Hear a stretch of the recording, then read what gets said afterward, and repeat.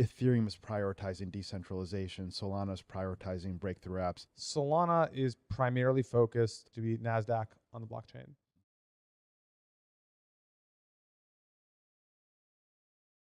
Ram, thank you for being here. Super excited to jump into all this stuff. We've got a lot of ground to cover. Let's hit it. Let's get into it. So tell us your personal story. You're from Austin. Then went to NYU. Why don't you pick it up from there? Yeah, so I was born and raised here in Austin. My parents still live about 30, 40 minutes away. My dad's a computer engineer, runs a software company. So I've been around computers my whole life. Started building computers and programming when I was roughly 11 or so. Was never an amazing programmer, but I was very intrigued. When it came time to go to college, went to NYU because I was excited about going to New York, being in the big city, learning about business. Also, I thought that programmers were losers and that Except you were programming and building computers on the side. Well, I realized, I was like, no, that's for losers. I'm going to go to NYU and become a business guy. Manage the engineers, Steve Jobs model. No, I was too cool for that. I was ready to just go work on Wall Street. I thought Wall Street was cool. Oh, I see. Fascinating. Okay. Over the course of a couple years in college, came to realize that I had no interest in working in finance, and that my passion was in fact technology, and that I should pursue my passion. I also met Tushar at NYU. We were classmates at NYU, and we both became very close, bonding over our shared interests kind of at the intersection of finance and technology. Was in college 2008 to 2012. And so this was the rise of the App Store, the rise of the iPhone. Tushar and I were both absolutely mega Apple bulls. I continue to be, I'd say, a lightweight Apple fanboy to this day, but we were just outrageously bullish to the iPhone. And I remember every for probably 3 years or so, every Apple earnings call, they blew it out of the water. Right. And I remember it was so obvious to us. I was like, this is the greatest trade in history. And then I thought all of investing would be that easy. And it turns out it's actually not that easy. And Apple outperformed Bitcoin, actually. I will circle back to Apple, too. I've also been an Apple bull, but go ahead. So anyways, I did NYU. After college, I decided not to go down the Wall Street career track. Came back to Austin. Started working for my dad. My dad builds software for hospitals, electronic medical record systems. Which firm or company is that? The company is called VersaSuite. Okay. They cater primarily to rural hospitals. So the ones in big cities typically are run by Epic and Cerner, or the two big players there. Exactly, yep. VersaSuite caters to smaller hospitals. So learned a lot about healthcare operations, how to design enterprise software systems, databases, obviously enterprise sales cycles, all that complexity. And then kind of grew, wanted to do my own thing. I have what I like to call shiny new object syndrome. And so it's called ADHD. Right. Adderall is in shortage apparently nationally. Yeah, a lot of people have a similar syndrome. And Google announced Google Glass in 2013, and I got very excited about the shiny new object. And it was fairly obvious that there would be uses in healthcare. It was actually not particularly obvious what the consumer use cases for surgery were. Use cases. Paramedics, surgeons, nurses. I mean, any job where your hands are tied up, it's fairly intuitive. Yep.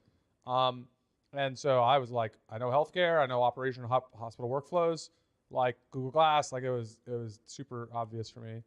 Very cool. So started my first company in May of 2013 called Pristine. Pristine built software. We started off focused on surgeons. We later dealt with some other kind of functions as well in healthcare workflows. Raised some venture money, got to about 25-ish people, maybe 22, a few million in revenue. And then Google. How much in revenue? A few million in revenue. Oh, that's you had product market fit. Yeah, in traction. You had traction. We had some traction, certainly. We had some hospitals using it. And then after, I think, 18 months or thereabouts, Google killed Google Glass. Right. Well, correction, they killed the consumer program. And they actually were like, no, there's an enterprise program still. But the perception was that it was dead. So Apple rug pulled you. Google. Sorry, me. Google. Google correct. Google Glass, yes. Yes, Google rugged me. And, after that, I pivoted the company. We tried some other stuff in insurance, some other places. None of it really worked. Ultimately, the business was kind of acquired for IP and for talent, and no one really made any money. Sure. I, wanted to figure out what I was going to do next. I spent an 18-month period between Pristine and Multicoin. This was a very long period of time. After 6 months, my parents started to be like, hey, what are you doing with yourself? I told everyone 3 months, and Once you get to 6, people start asking questions. Um, and I was trying to find what I wanted to do. One thing I knew about myself, and I actually have come to appreciate this fact even more as a venture guy, is I am very bad at coming up with ideas, but I'm very good at looking at an idea in front of me and tweaking it and iterating on it and having some sort of Socratic dialogue about a system. And so knowing that about myself and looking for startup ideas, I went to AngelList, and I don't think they have this anymore, but at the time, if you went to, this is early 2016, they'd have at the top, little tabs, and it would be fintech and cybersecurity and blockchain and biotech and, whatever like the obvious kind of major categories of startups were. And so what I made a rule for myself, which was every day I'd pick one of those tabs and I'd scroll through 100 startups per day and look at them. And some of them I'd spend 8 seconds on because I was just like, reject. No knowledge, no interest, whatever. And some of them I'd spend 2 hours on, just like digging around and make some notes. And so the goal of doing that was, to spend a few weeks just to accumulate, okay, here's my 10 or 15 or 20 more defined interest areas, and then continue the iterative process of. You triaged and identified where to focus. Correct. And so went through that process. I believe it was the 3rd day of doing that. I picked blockchain. As a category. It was one of the tabs on the AngelList. Yeah, as one of the tabs there. And started going through the startups. And of the 100 that were there, most of them were like BitPay and like Bitcoin payments kind of things. And I would say probably of the 100 I went through that day, I'm going to guess like 7 to 10 of them were doing something on top of Ethereum. I did not know what Ethereum was. But after the 3rd or 4th time I saw Ethereum, I was like, okay, like make a note, like go look at this thing. Started looking at Ethereum by the end of the day and started to become pretty intrigued. I was pretty fortunate that I had spent just enough time playing with Stripe's APIs. Again, this is February, March 2016, that I was actually pretty underwhelmed. Stripe, even back then, was a fairly hyped up company, and I didn't fully appreciate why.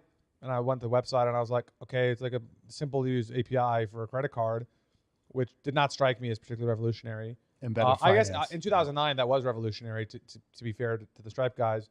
But as of 2016, I was like, okay, whatever. And then I started fiddling around with Ethereum.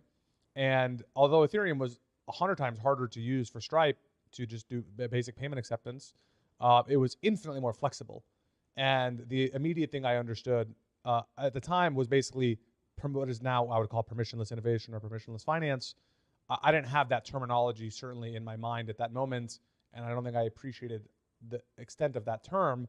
But kind of the light bulb turned on. So composability, Kyle was born in this moment. I think this is well before composability, Kyle. I don't think I could have foreseen different kinds of contracts and having a token standard that can connect all of them. I think that's still several years away. And from there started to, made a note of Ethereum, started to, I went through another 10 or 15 days of picking more startups, more companies, and making my little list. And I ended up coming back to Ethereum kind of at the end of that process, digging more into it.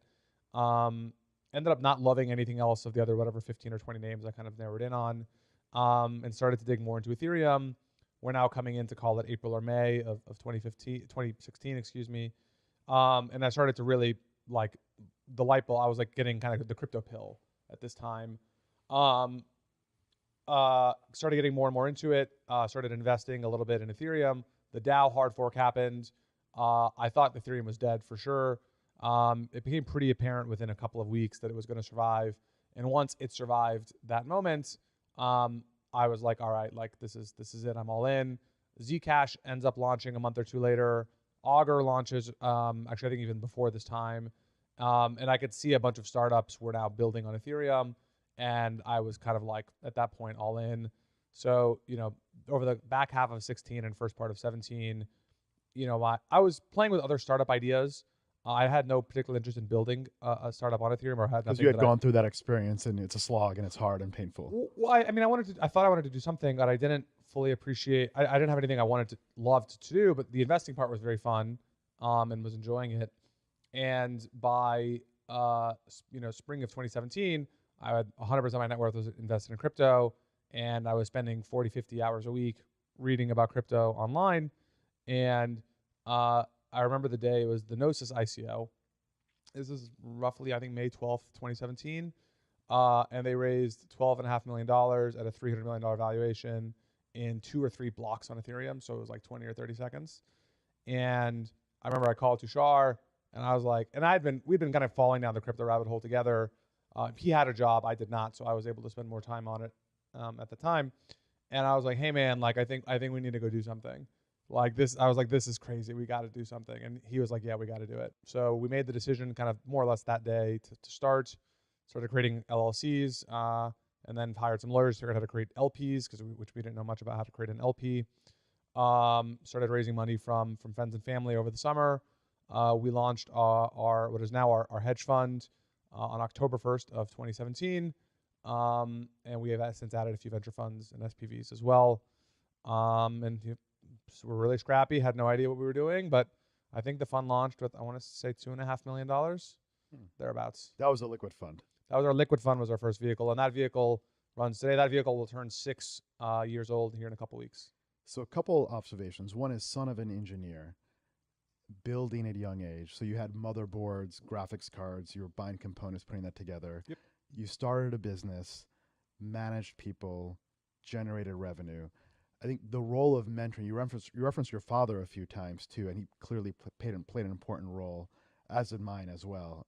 So I find that interesting. Then at NYU, what did you major in NYU? Finance. Finance. Okay. Then you said, hey, I'm more interested in technology, and you see how these two items come together. You looked at Stripe, embedded finance, and you realized there's a better way to do this. And so now Multicoin is launched, and it was branded Multicoin at the time too. That's correct. Got it. Okay. And now you had a thesis around EOS at the time, and that didn't work out so much, but then you discovered Solana. The order of operations there is not Sure. quite that straightforward. Okay. So, I mean, Ethereum is what got me into crypto. I had no interest in Bitcoin. I have far less interest in Bitcoin now than I ever have, and I'm the ultimate Bitcoin bear. So never had any interest. I remember, November of 2017 was DevCon 3. It was in Cancun. And obviously this is peak of the bull market of that bull, ETH is $1,000, $1,200, whatever it is. And the energy in Cancun among all the developers is electric. Vitalik gives his keynote. Everyone was expecting him to have a keynote on the future of sharding and the Ethereum roadmap and what it was all going to be. There was a lot of discourse at the time around sharding and plasma for scaling Ethereum. It was very well known that Ethereum needed to scale. And Vitalik's keynote covered none of the above. It was just like a retrospective of like the history of Ethereum up until that point, and some other like philosophical stuff about public goods and whatever else. And I remember I left the keynote and I was just like, my jaw was on the floor. I was like, I had been following this for 18 months now. Ethereum was roughly 1 year old when I got into it. So Ethereum is now 2.5 years old. And, like Ethereum is the darling of 2017. All eyes are on, Vitalik. And we're at the developer conference. And everyone is like, what's the scaling plan? Like, that's the question everyone wants to know. And literally no answer at all. And I remember just being like really disappointed. And frustrated. And I was like, I quit my job. I'm all in on this crypto thing. Ethereum was my big thing. I like, what's happening here? And that's the first time when I started to say, okay, I need to go look elsewhere. At the time, the only other thing that really had any credibility at all was EOS. And I was actually pretty skeptical of EOS for a while. But one of our analysts actually was a big EOS fan. And so it started digging into EOS. And came to just appreciate the differences in the trade-offs they were making, both ideologically as well as technologically, and came to like it quite a bit. And credit to the EOS team, they shipped in May or I think it was June 2nd, 2018. And we got pretty excited, got involved. There was a few fundamental technology decisions that they made that ultimately just ended up being wrong. Around WASM and around their token rent model for capacity in the system. And so it ended up failing for those reasons. To be fair, a bunch of people told us ahead of time, hey, these technical reasons will cause the system to fail. And our view was, hey, they'll iterate and work through those. And we were just dead wrong on that. And that kind of became apparent by the end of 2018 or early 2019. Meanwhile, Solana is being founded in early 2018, and we didn't have a strong view that like, well, EOS is correct and nothing else can be. We spent at this time, Dfinity is getting ready to getting founded, Near's getting founded, Algorand is getting founded, Solana is getting founded, Thunder. I mean, I don't remember. There Tezos. There's a whole bunch of things coming together in the first half of 2018.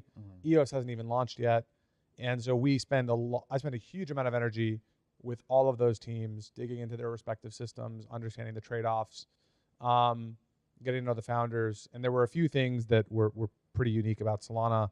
One was the background of the primary technical architect, Anatoly. All of the other founders basically were fairly academic, and Anatoly was extremely averse to academia. All of the other founders were saying, there's this fundamental breakthrough we can figure out in research, and that's going to unlock unlimited scalability and whatever. And Anatoly was like, I want to never solve a computer science problem ever. He's commercially oriented. Yeah. Well, his view was, look, we understand the trade-offs in physics and computer science. Modern computer science is call it 40 years old, kind of post-Unix era. And like, we know the trade-offs in memory and CPU architectures. And like, I'm just going to redesign Ethereum, but I'm going to make it as fast as possible based on a very nuanced understanding of just computer science. Right. I'm going to solve zero problems. Got it. Just engineering. So that was one thing that really stood out. And then the second thing that really stood out was he had a very focused use case. The original, before it was called Solana, it was actually called Loom Protocol. And the original deck, it said either NASDAQ for blockchain or blockchain at NASDAQ speed or something to that effect. And the reason it said that was because Anatoly's vision from day one was he wanted to have an on-chain order book. And that was the North Star. And every design decision was made around having the fastest permissionless global order book. And and this is March, April 2018. DeFi is not a term yet. Uniswap doesn't exist yet. But Anatoly's intuition was that the use case for these chains is trading. And I'm going to design the best global trading system possible. And so that kind of combination of things really struck us as like, okay, like there's really differentiated thinking here. And as we kind of we invested in that first round, I think it was in May of 18.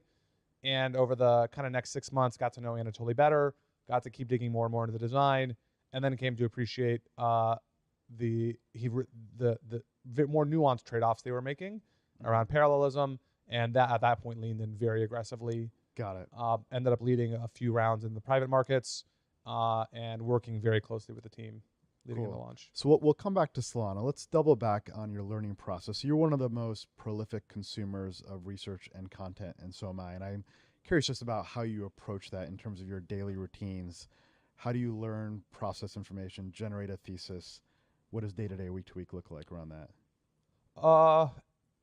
It's pretty messy. I'd say I spend, on vacation an hour and a half, on a normal day 4 hours reading.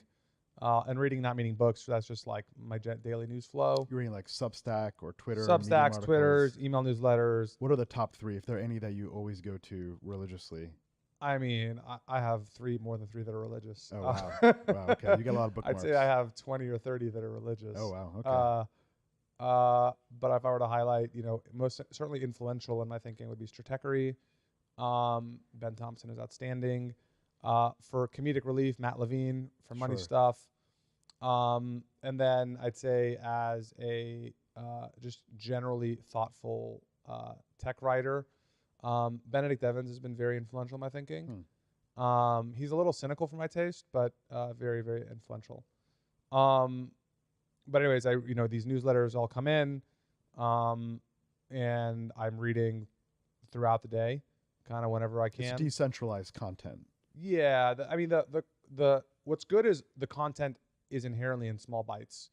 I mean, pretty rare I'm reading over 1,000 words at a time, and extremely rare I'm reading more than 3,000 words at a time. And so it's doable in small chunks. Overall, these are experts within different categories that you're finding. So you find someone at the top of that mountain, yes, and you focus on their content. That, and then also at the other extreme is Twitter and Farcaster. I think I spend, I think at least 30 minutes a day on Twitter, if not more. I would guess more, but sure. Yeah, maybe that's being a little conservative. And the reason, well, A, it's very fun, but B, I love to doom scroll on Twitter, and I think it's a great use of time, because it's look, there's all this noise out there, and there's entropy. You can and see like, the crowd and sentiment. and I see stuff, and I mean, my fundamental premise of my business is like develop unique insight about idiosyncratic thing that is poorly understood. And so, like, by definition, my job is to find the needle in a haystack. And so, like, I figure scrolling through Twitter is just like combing through, finding lots of news. Like Yeah, we're doing an finding, angel like, list, except now it's on Twitter. exactly. And so, I think the desire for, I understand the desire for efficiency, but the problem is you don't know ahead of time where the next needle is going to be in the haystack. Right. And so you just got to recognize you're swimming in it. And my view is just swim. And you search, because you need, there's a power law distribution of returns. And so the cost of missing a great opportunity is expensive. So you have to scan and surveil. Correct. And you should be terrified at all times of like, am I missing the next thing? Absolutely. That's the curse of venture. Got it. So let's talk about your investment decision-making process, focusing on the how. Let's say you've got a thesis. How do you approach your CIO process? Do you require unanimity? Is there a partner lead? Just unpack that for us, please. So the process has changed over time as the firm has grown, as we've developed more trust with folks who've joined the investment team. It used to be just agreement between Tushar and myself. And that's what the legal docs still kind of say today. In practice, it's also kind of like there's been times where one of us loved something, one of us didn't like something. I'm sure it happens often. And, the way that was resolved was not therefore default, it dies, but rather then like a very honest assessment of how much do you really love it or do you like it? And that honesty of like, okay, and not just always saying I love it just to get the deal done. Right. Right. And so that kind of. So measuring conviction in some way? Is that yeah. I mean, you call it expressing conviction, but also, ability to appreciate that like the other person isn't just saying they think it's a 9 as opposed to a 6, just to say that it's a 9. Right. Even though they actually think it's a 6. It takes integrity and honesty of everyone on the table to conduct the integrity themselves. And then obviously that bilateral trust to make that work. And we've known each other for so long that was there. So that was, I think, the core thing in the early days. As the firm has grown, we now have other investment partners on the team. And so now we've kind of incorporated, we have kind of a voting process that incorporates them, and we have thresholds on how we think about these things. So that's your governance process around how you make a decision. And how do you approach valuation? Are you focused on, if we get the right bet, valuation works itself out because we're looking for 100x or 1000x, or how do you approach, setting price? So you just alluded to what I think is kind of the binary at the top level of investment decision making. There should be deals you do in your career in which you are completely price insensitive. Those should be a very small percentage of deals you do. But like you should, if not every year, every 2 or 3 years, like there should be something where you are just YOLO. I don't care what the price is. I'm in. I'd say for us, we've probably had a handful of deals in Multicoin's history in which one or more people on the team expressed that view. It's so not only are there high conviction, they say this high conviction, we're going to suspend valuation and go for this. Yes, and I believe I believe it is the optimal way to think about decision making at a venture firm is every so often, again, should be well under 1% of the time. There should be stuff that you see that you're like the conviction is there. 1% of committed deals, or 1% of the total funnel of deals you look at? 1% of committed deals. Okay. Yeah. So very small percentage. Very rare then. Yes. In which, your like conviction is there. And you're going to have unanimity around that deal, presumably. I mean, the time it has happened, times it has happened, there has been unanimity. Sure. Okay. But if a partner says like point blank, this is the greatest thing since sliced bread, then like we're going to become valuation. Was Solana one of those, or Aptos, or sampled? Solana was not that. Oh, interesting. Just because like, I mean, a lot of things. That's okay. We don't have to get into the whys there, but Okay. So that should happen Yeah. very rarely. Yeah. On the other 99% of deals, it's hard to make generalized comments. I mean, look, Yeah. the high level math functions are like TAM, TAM, TAM, TAM, TAM. That's always the biggest thing. And like, what do you think is probability of success? And, do you think the founder's going to get it done? And then discount all those things back, right? I mean, in venture, valuations are squishy, at this A and below. When you get to B and above, like, you can start to have more discipline. But like TAM is for sure the biggest thing. And the biggest reason we will walk from a deal where, like, let's say we bid 20 for whatever, and let's say someone bids 25. In principle, we shouldn't really care. It's 25% difference. That's probably a too high degree of precision to actually matter. But if we're just like, if we are generally concerned about TAM, then we'll be like, you know what, we're not going to bid it up to 30 to win the deal, and we'll just walk. Interesting. So team TAM, can the founder get it done? You're working backwards from the total opportunity that you think might be addressed by this thesis. Yeah, that's specifically in the context of valuation, which was your original question. I think there's a higher level thing that I would argue is a more important criteria for us to do something, which is just like, how much do you care? And there is no defined set of inputs into that. About bringing into the world this vision? Yeah, just like, look, there are things we look at that, like, for whatever reason, one or more of us intellectually is like, I really like this. Yeah. I think the market's not that big, but for whatever intellectual reason, you feel it in your bones. Yeah. Exciting. Or you just really love the founder and you're just like, I want to work with this guy or this gal for whatever reason. Right. And again, you may not think that given the entry price or the market size it's not the best risk-adjusted opportunity ever. But my view is kind of like, we should, generally speaking, only do, my most important criteria for doing a deal is if the founder calls you Friday at 9 p.m., you have to answer the phone. Yeah. And so if you care enough, then like you'll answer the phone. Right. And I don't actually care what your reason is for caring. Right. There are several good answers. Presumably you're not going to do it if you think there's a 3% IRR. Presumably it's going to be higher than that. Right. That your perceived IRR is presumably an input into caring. Right.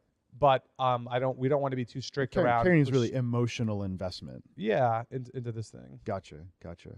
What are some of the qualities you look for in founders, or looking back, what are the traits? Let me frame it up for you in this way. There's an interesting framework that Mark Andreessen laid out on a Huberman podcast where he looks at the big 5 personality attributes. He's looking for things like openness and intelligence, looking for low neuroticism. I've got my own framework. I use a different kind of language, but generally kind of patterns to some of what he was saying, if not all of it. Curious, have you noticed there's a clustering of certain features in founders that you look for, or disqualify founders in any way? Yeah, I think there's a handful of things we look for. I don't think about them in traditional kind of psychological test terms. Sure. Although perhaps there are psychological tests for these things that I'm not aware of. But I'd say the handful that stand out to us are clarity of thought. My preference is in writing. I like that more as someone who has a strong bias for writing. Yeah. That's, again, 1% of the time that happens. Right. But I appreciate the clarity of thought. So clarity of thought is the most important in my opinion. I mean, I'd say the related concept is just like, can the founder portray some insight, or ideally, can they just portray the outright the thesis? So for example, like when we first met Amir at Helium, he was very clear. He said, he started at Helium in 2013. It's now 2019. And he says, I wanted there to be wireless spectrum everywhere for these IoT devices. And we raised a bunch of money and we started deploying it with enterprises. And then our customer said, I want you to have a global telecom network. And then I didn't know what the fuck to do. And I thought about, what if I can do this token thing to incentivize people to build a network? Mm-hmm. And like, that was the thesis. Mm-hmm. And the background and the story and the context, all of it was there. Right. And like, it was crystal clear what we were underwriting. I want to double underscore the importance of writing. There's no better way to measure clarity of thought than writing. I love to write. It forces clarity. Oftentimes, if you listen to what someone says and you transcribe it on a piece of paper, you look at it and terrible. It might not make any sense. There's no clarity or coherency. So I appreciate that approach. I also like the concept of white paper because it forces clarity. I'm a little against X, but we'll leave that aside. I think there's a shared idea around the importance of storytelling. That's a common theme between slide decks and writing. Yeah, totally with you. So clarity of thought is the biggest. Second is probably like resiliency. Anything I can, this is harder to measure. Yeah. But at least, like a very obvious case of resiliency would be they did start up, sort of failed. Yes. They're getting up and doing it again. Right. Phenomenal. I'd say there's generally a negative correlation between age and resiliency. 22-year-olds just generally don't give a fuck, and that's great. And that's why there is a bias there in the data. The older you are, the less resilient you are. You tend to be just further life. Kids, like wife, just like less willing to take less risk-taking appetite. But also less willing to bounce back. It becomes easier to say, I'm going to go work at Google and make $300,000. Right. I see. The 22-year-olds just don't care about that.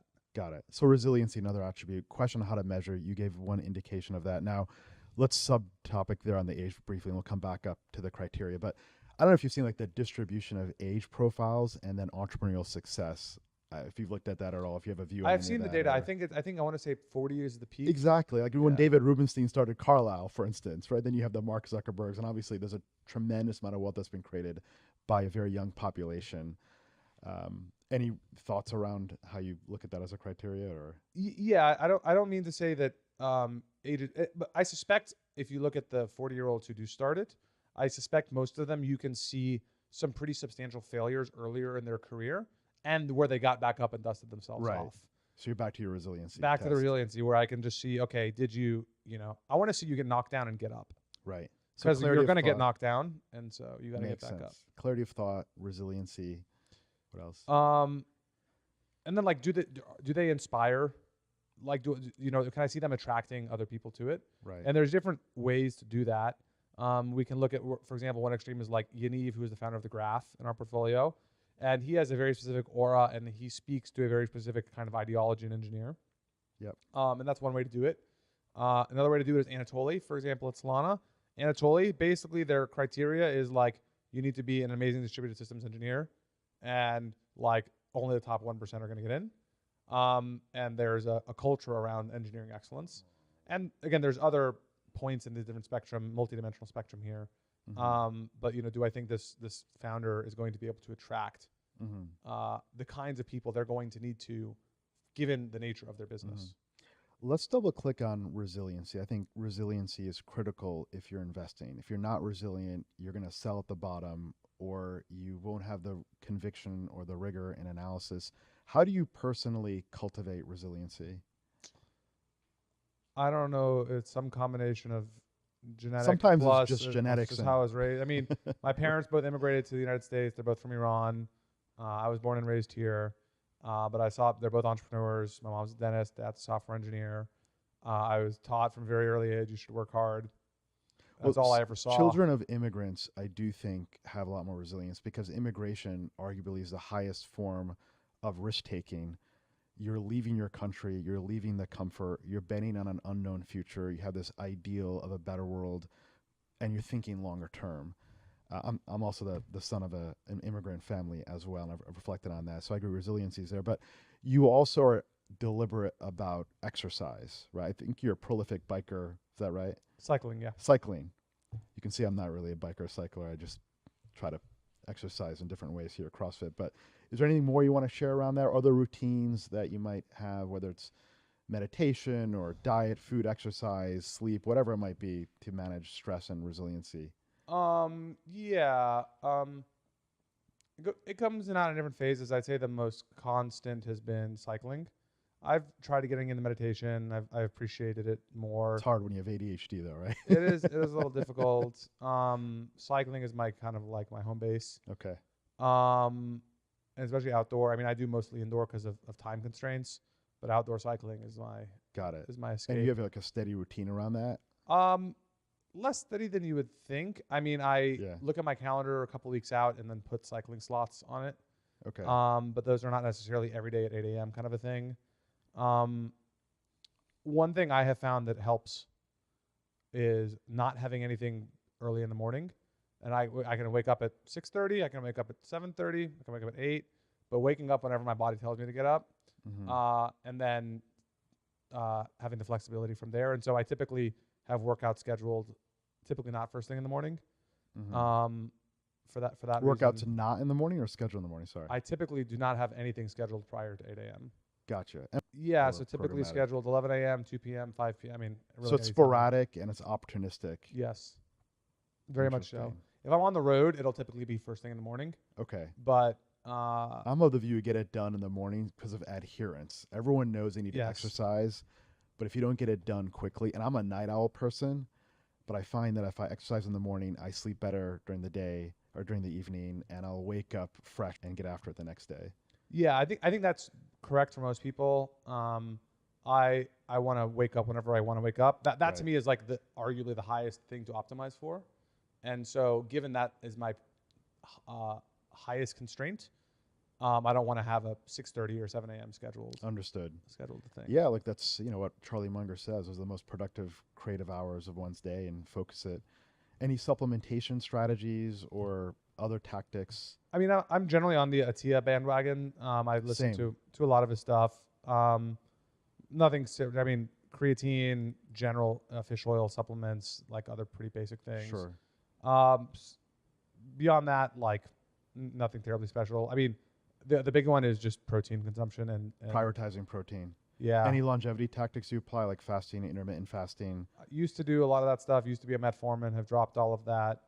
No longer. That was your COVID thing, or no? No, that was even pre-COVID. Oh, okay. Nowadays, it's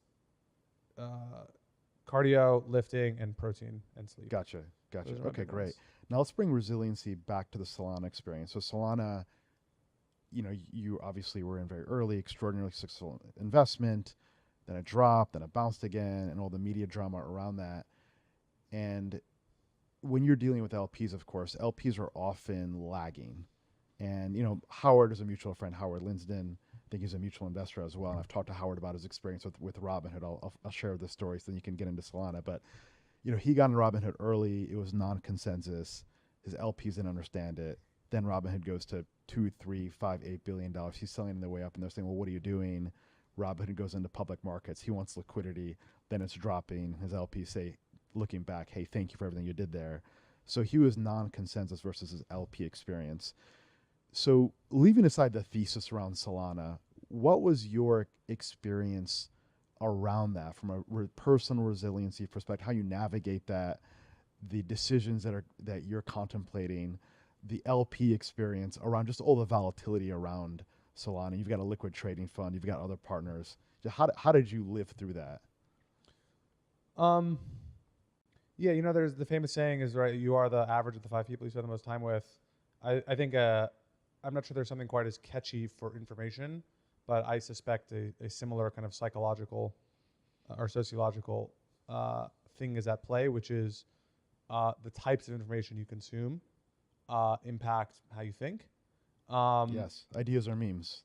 Ideas are memes. The viruses, yeah. Specifically, what I'm really getting to is just price. Is just the more you look at prices, the more that they screw with your head. To the extent I do look at prices, and I've had times when I was younger, I looked at prices every day.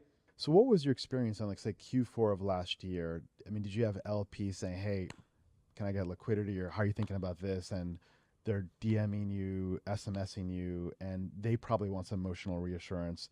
Their basic beliefs and convictions are shaken in the thesis and the ecosystem, et cetera. What was that journey like with your LPs? Yeah, certainly in the wake of the FTX crisis, we sent out a note immediately to all of our LPs. Hey, we have some assets on the exchange. I think it was 10 or 11% of the fund or something. So we told them, hey, sorry, this is what we know. We'll get back to you and give us another week as we just like. Because you're learning, it's real time. It's real time, right? So in a crisis, real-time communications are important. Every time there's been a major crisis, we've typically sent out a note to our LPs just saying, hey, we're not involved. Communicate. For example, when Luna collapsed last year, we were like, hey guys, FYI, no exposure. We're good. When FTX, unfortunately, we could not say we had no exposure. So immediate crisis comms, and then, let the crisis pass a little and then start to regroup and provide some analysis of where things are. And then, of course, make sure to then reiterate, okay, hey, what have we learned? What has changed? Do we still believe the things we thought? And kind of reiterate those things, and then be able to explain for the things that have changed, well, why have they changed? And for the things that not have changed, why have they not changed? And so we obviously went through that process in Q4. Got it. So it's primarily increased communication through written correspondence. You weren't convening written calls and we did a few more Zooms. You call, got it. You have a few more Zooms. Maybe reach out to select LPs or just be responsive to their needs and reassure them around your thesis and lay out your reasoning. Yes. All of that makes a ton of sense. And because you're not a trading fund, you had integrity in terms of now start to lean in and approach this. So, that resonates with me. Now let's talk about Solana specifically.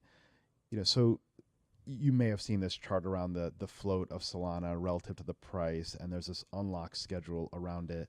And there's this idea that venture investors around Solana have to be committed long Solana because they've got this supply overhang over the next few years. What's your perspective? By the way, I'm not neither long nor short Solana. I'm genuinely interested in this analysis. I just want to understand, and selfishly, if I can share that with the public and learn at the same time, this is a great format to do so. So I'm curious how you think about that. Yeah. So the big FUD is, the FTX estate is going to sell 40 million SOL, whatever the number is, in the market. Therefore, the price is going to crash. Obviously, it's reflexive. Everyone front runs that, and right, like kind of classic reflexive spiral situation. So that's the FUD. The reason I'm not really worried about it is twofold. One, at a higher level, my favorite form of FUD ever is someone's going to sell. Like, great. Like, I love hearing that because that's the best you've got. Like, awesome. That tells me the thesis is intact. Everything else is working. That's the best you've got. We've seen a lot of that. Point 1A is then the last time everyone said, oh my God, everyone's going to sell a bunch of SOL. This thing is over, was January 2021. And we were at that, instead of it being the FTX estate selling, we were the ones being, everyone saying, oh my God, they're going to sell. We didn't. And the rest is history after that. But it's just particularly funny for me with that asset, with that criticism specifically, as a meta comment. So you're looking at investment thesis, not narratives around selling. To your point, I mean, there's a lot of I don't care. I mean, everyone has a right to sell, and like, right. Okay, over the course of several years, what percentage of the holder base turns over? I don't know if it's 400%. I don't know if it's 800%. I don't know if it's 1500%.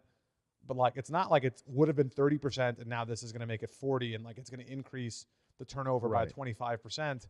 Like, and is that time frame driven? So you don't care about if people are talking about technical selling because you're an investor with a longer time frame. Is that why, or is it because when people talk about selling, it doesn't manifest on prices, or why is it that you dismiss that?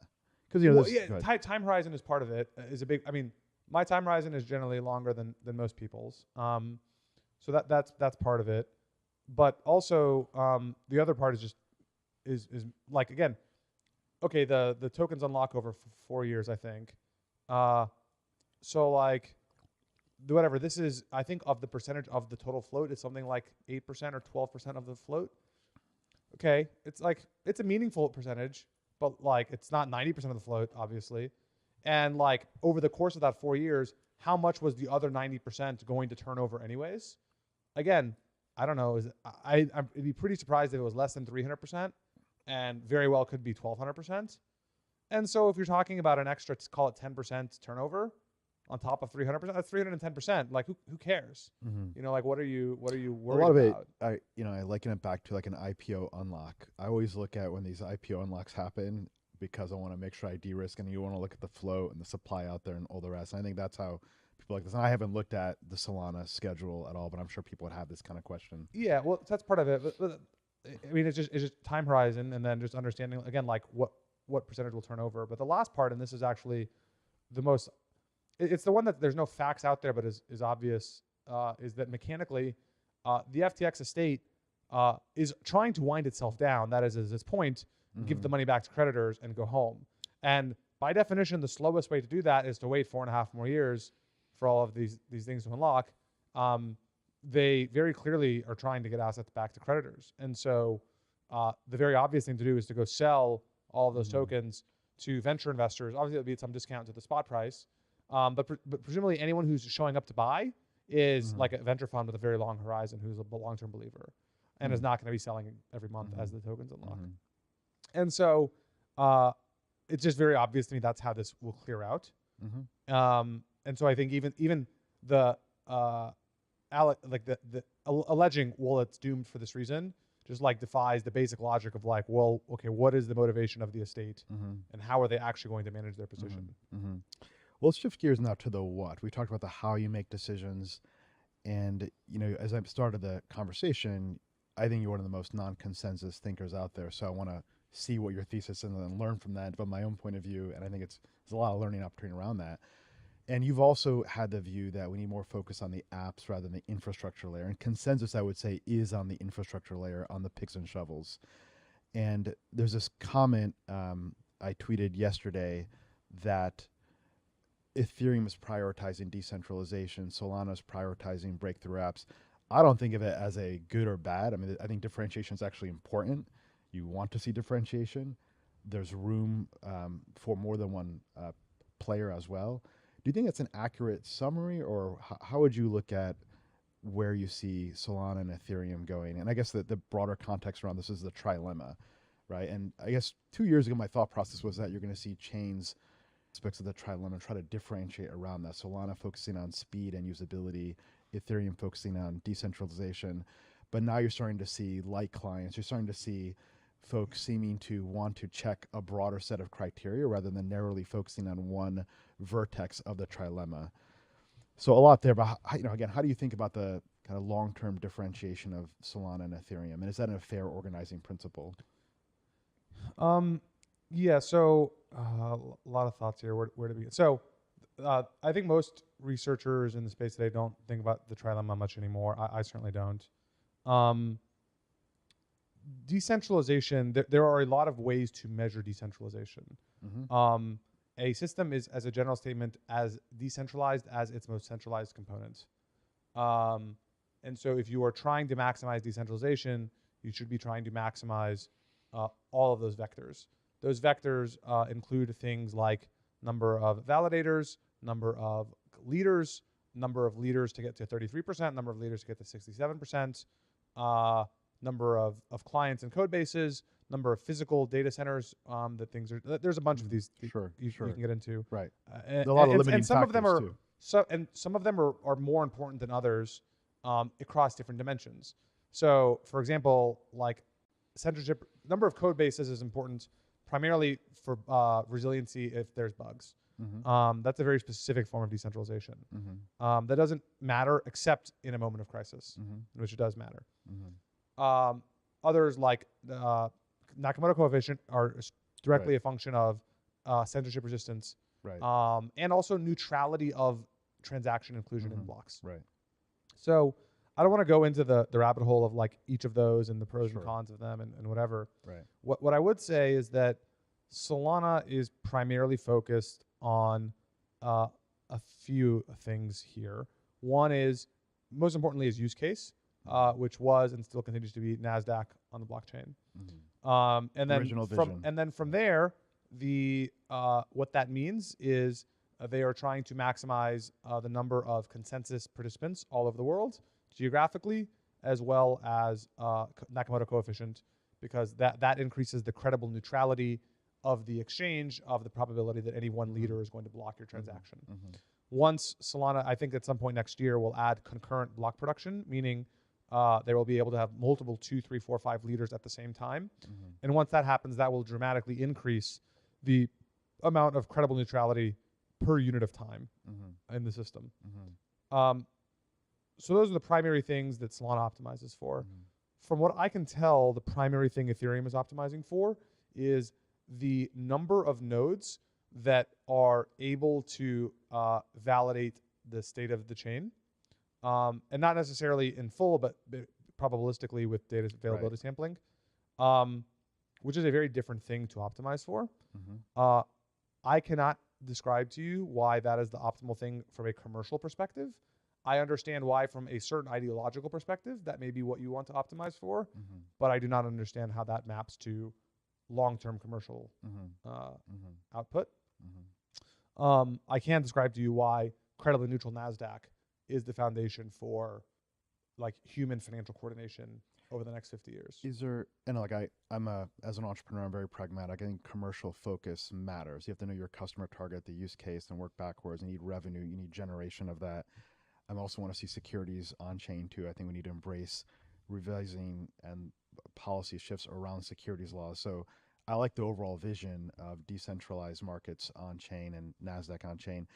Do you think there's a hangover effect from like the SBF that might taint adoption from the parties that might want to come on chain, even if the technology is there, even if the technology delivers as advertised? Without question, the future otherwise got pushed out because of FTX. Did it get pushed out 1 year, 3 years, 7 years? I can make arguments for all three of those numbers. Sure. Don't really know. But certainly it was more than 0 days. Is that going to, I think the more important question is, with some probability distribution of it getting pushed out, does that actually change the arc of history such that a different thing ends up consuming that space? Mm-hmm. In most technology markets, I would tend to think the answer to that is yes. That changes the fundamental probability of the outcome pretty substantially, meaning another technology could instead win. In this case, I mean, I just look at Ethereum and like, I cannot describe to you technologically how it is going to do NASDAQ on chain or anything approaching NASDAQ on chain or anything approaching Visa on chain. And I don't see their path to, they don't even particularly seem to want to go there. And so, and obviously that's their number one competitor. And so I don't right. We don't particularly, we'll get Vitalik here too to talk about L2s and L3s, but I hear yeah. you, so. And so I'm just like, it doesn't really strike me that like their probability of success is meaningfully decreased. I mean, it's certainly down relative to what it was in a counterfactual world in which FTX didn't blow up, but it's not clear to me that that's a substantial decrease. Let's talk about Render token. So we've been focused on AI. We do think it's transformational technology. And do you want to showcase the Render thesis? And my follow-up question to that will be, can you have fast decentralized compute that can rival the service expectations a customer would have on any AI product? Yeah. So the thesis for Render is Airbnb for your graphics card. That's the super simple version of it. Elaborating on that a little bit. One, people have been generally talking about doing distributed, taking latent compute resources, storage, compute, and bandwidth from computers all over the world and creating marketplaces for those things for different kinds of applications. This has been a long-running dream in software for at least the last 20 years. It started with like SETI. Yeah, I mean, the first version of it, and you could argue, was Napster. The second version kind of sort of was BitTorrent. There's been other versions of this, right. yeah, over the last years. In the context of crypto, there's been a few dozen attempts at versions of this, Filecoin being the most notable. Yep. I think that with compute specifically, we're at a very interesting point in time because the supply-demand imbalance is so acute and so painful. And so I think that the opportunity, I think Render is going to be the primary benefactor of this, where people will say, I don't care where the graphics cards are. I just need something because something is better than. Well, this is how Bitcoin started, right? If I can earn economics by using some compute. Latent resources, yeah. Correct, latent resources, and then you get a flywheel going around that. But what about the technical feasibility? Yeah, so the most common critique of Render is it's most of the people who are providing GPUs on the Render network are not H100s and A100s, which is correct. But that's kind of missing the point for two reasons. One, training is off the table. No one is training large models on distributed systems. You need all of the GPUs hooked up together in one room. So training is off the table. Inference is where the opportunity is. And my answer, and then people say, well, you're not going to run GPT-4 on a 4080 or 4090 on some guy's computer at home. And the answer to that is obviously correct, but I think that's kind of missing the point. What we're seeing now is with Llama and with the other open source models is these are proliferating. People are right now running Llama on 4080s and 4090s at home. My core problem with the critique of the model doesn't run on the GPU is it fundamentally is misunderstanding the elasticity of supply and demand. The demand is not, oh my God, I need this exact llama model exactly as Facebook put it out. I can't make any changes to it. And if it doesn't run perfectly for this configuration, then the hardware is useless. And that's the demand on the side of the application developer is not that binary. The vast majority of people, I believe, would prefer to have a system where they say, whatever, performance of the model is 15% worse, but the model has been designed to run in a more constrained environment with whatever the memory and GPU parameters are of a 4080 or a 4090. And if we can increase the amount of available supply of compute by a factor of 100x and reduce the cost by a factor of 100x, then of course that's worth a 15% reduction in model quality. And the software is evolving very quickly. And because these systems like Llama are open source, they're being forked, and there's all kinds of different parameters of those coming out. Inference costs are coming down, and hardware is becoming more accessible. Right. And so what I believe is that the models will evolve. The primary constraint in the whole system is GPUs, is compute hardware, and therefore the software will evolve around the primary constraint. The primary constraint is not, if the model is 15% dumber, then the consumers won't use it. So software will rise to the standard of hardware accessibility, and the solutions and use cases will flow from that. Correct. So that part of the market will be addressed first. I mean, the most famous example of this in the last 20 years in software is mobile. Windows couldn't run on a phone, and in fact, Microsoft had Windows Mobile, which was a completely separate thing. iOS, they took Mac OS, they cut out 90% of the fucking code base and redid the touch UI and everything and made iOS. And it runs on ARM, not Intel. And they made and they cut the software down to fit on the hardware. Right. Adjust for the relevant form factor. Right. Yeah. In that case, the hardware delta was more extreme than is here. This is a multi-year journey. But it's fundamentally the same idea, which is, okay, the primary constraint is hardware, therefore we will optimize the software accordingly. It's a really interesting perspective. How far are we from commercial traction or revenue on Render Token? Render Network is doing today roughly $10 million rate annualized, and I expect that to accelerate meaningfully. And is there a primary use case that you're seeing or customer target that's landing? Today, the primary customers of the Render Network are artists doing 3D design. They are starting to do a meaningful number of stable diffusion workloads, and I expect in the next 12 months they will start to do a lot of language model workloads as well. Is there an economic flow back to the token holder that participate? In the current system, no. In the system that is launching in the near future, yes. Oh, so it'll be like a yield or burn component. Yeah. So I wrote a blog post 5.5 years ago in which I coined a term called burn and equilibrium for token design. The render DAO. Some people wrote up a proposal, submitted it to the DAO to move Render to this new burn and mint system. That proposal passed 6, 8, 9 months ago. It is going to go into effect in the fairly near future. Got it. So I'll have to do some more homework on this. We're not giving any financial advice on this, by the way. I haven't looked at the valuations, but it's you laid out an intriguing thesis. I want to take a look there. And just at the conference, we're at permissionless here. I believe you laid out the point that L2s will create their own L1s. I heard this secondhand, by the way. I don't know if you said that or not. Yeah, so, I mean, zoom out for a second. Sure. There's an open question in my mind of what should the value of an L2 be versus the L1 that it is attached to? This is a question a lot of people have asked. My general sense is that consensus view is the L1 should be worth several multiples of all of the L2s combined. I think most people in Ethereum land loosely believe that. Some even may strongly believe that. I have generally come to the opposite conclusion, to the consternation of a lot of other folks. The way I think about this is there are 3-ish kind of fundamental forms of value driver to an L1 or an L2 token. One is paying for data availability or data publishing, which is what one of the 3 things Ethereum does today, and the only of the 3 things Ethereum is intended to be used for in the modular theoretical future. The second is paying for compute resources and workloads. Again, Ethereum does that today, but theoretically that will be outsourced to the L2 in future theoretical worlds. And the third is MEV, just the opportunities that emerge, which is different from compute, but kind of fundamentally bundled to it.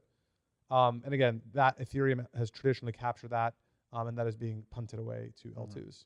So there's three drivers here: data, compute, and MEV. And settlement and security being the kind of common principles around this as well, right? I mean, data, in my opinion, settlement is inherently emergent from data publishing or data availability. Okay. Like the core technical thing. I mean, look in the computer. Your computer literally does three things: it can store data, it can compute data, and it can send data to other computers. Like those are the only three things computers do. And we can see that directly in the value attribution here. So Ethereum used to capture three things. It is explicitly punting two of those away and keeping one of those. So in a very simple sense, I'm like, okay, well, 2/3 of the things you were doing, you were no longer doing. That does not strike me as good for value capture, as comment A. And then the second thing, and this is probably the more important, I think, is Ethereum is inherently being disintermediated by the L2s. The customer of a blockchain is developers, and developers interface with the system, and they have state on the blockchain, and they deal with the API docs and whatever. But like the developer is the customer, and it used to be that developers were facing ETH L1, and they are increasingly facing various L2s. There is no reason why those L2s cannot simply replace ETH L1 as the data layer. And in fact, one of the fundamental tenets of the modular thesis is that you can rip and replace the data layer. It is modular, like that is explicit in the name of this design framework. And so while I understand that today the ethos of none of the L2s is around ripping out ETH L1, and I think generally bringing that up today would be effectively considered heresy in most of those communities. I think there is very much a state of the world in 4, 5, 6 years in which the token holders of those systems look at ETH L1 and they're like, we're paying rent to you for nothing. It's an original, not consensus view. I'll share a quick framework for you too, and I'd love to get your take on this. I liken it to the relationship between Visa and the card issuers. We talked about, I think, payments earlier. So Visa charges about 8 basis points, and they provide authorizations, fraud, the network, call it, right? And then you have the card issuers like JP Morgan, Bank of America, and Capital One, and they own the end customer relationship. They're responsible for merchant acquiring and acquiring the customer. They charge interchange, and they actually capture the bulk of the economics around the business. By the way, they also work with multiple, call it chains, Discover Card or American Express.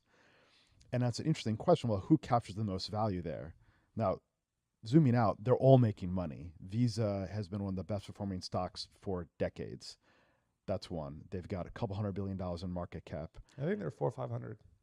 405 billion market cap, correct. It's it's pretty big. It's a fantastic business, and they take zero credit risk. And as a network grows, they grow. It's a rent capture model. Fantastic triopoly that should be disrupted by all the decentralized technologies and technology that we want to go see in the world. But it's a phenomenal business. That's one. On the other hand, the card issuers are also making money. What I haven't seen anyone do is do a bottoms-up kind of market cap tied to revenue analysis to see which of those two pools are greater. I think the conventional wisdom, though, is that Visa's got a better model because if you're JP Morgan, you're taking credit risk, although that doesn't quite apply here. You really want to like the debit interchange model, be a more closer analogy. But also, the folks that do own the customer relationship do have the most margin because it's a retail relationship and you're touching the customer. You can influence and direct the customer. And that's, I think, the thesis that you're making here. Yes, but I mean, it's not retail, so I wouldn't lean too heavily there. Yeah. I think of it more just as if you are a customer of, let's say, if you're a developer and you're using Vercel, Twilio, Mongo, doesn't matter. Pick almost any major cloud service of choice that is not write it yourself on AWS. If you use any other service, the kind of point of that service is you don't care if it's actually on Amazon or Google or Microsoft. And so those are being disintermediated. You can abstract away to any platform. Right. And so that's kind of my bigger point is that in this case, in this analogy, Ethereum L1 is AWS, and you're now using some other, whatever, MongoDB or whatever other system. And yeah, sure, today Mongo is running on AWS, but tomorrow they can just go off It's AWS. it's a fascinating point because there's this thesis that when crypto is successful, it's invisible, it's behind the scenes like TCP/IP. No one knows the technology. Yes. And if that's the case, the party that owns the customer relationship, they That's can what identify matters. their infrastructure stack. Correct. Interesting. This has been phenomenal. Is there any concluding message you want to share with the audience while we're here, Kyle? You know, it's a bear market. A lot of reasons to ignore crypto and be bored, but I'll say it's a fun time to be in the space. A lot of cool opportunities are emerging, and I think the next cycle we'll start to see some more consumery things and more things that are less fundamentally speculative in nature, and I'm quite excited about that. I'm excited as well. I heard an interesting take from the conference, which I'll share here, which is that AI has the hype and the FOMO, but crypto's where you can make the money still. I think that's an accurate statement. And want to thank Kyle again for joining me here. It was great to just unpack your brain and see how you think. Rom, thanks for having me on the show. It was a pleasure. It's a pleasure. Thanks.